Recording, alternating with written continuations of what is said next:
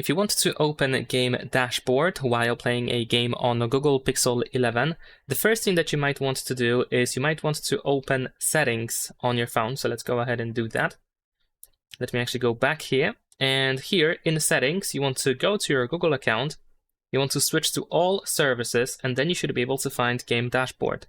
You want to make sure that Game Dashboard is activated, and then you can enable floating icon. In my case, it was disabled by default.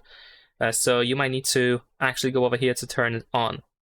Then once you start playing a game, then you should be able to find this gamepad icon. You might also see an arrow instead, which looks like this. So in that case, you want to just slide it to the middle, and then you can tap on that button to actually show the game dashboard, where you can, for example, go to the screenshot shortcut, you can turn it on, you can display the frame rate counter, and so on and so forth.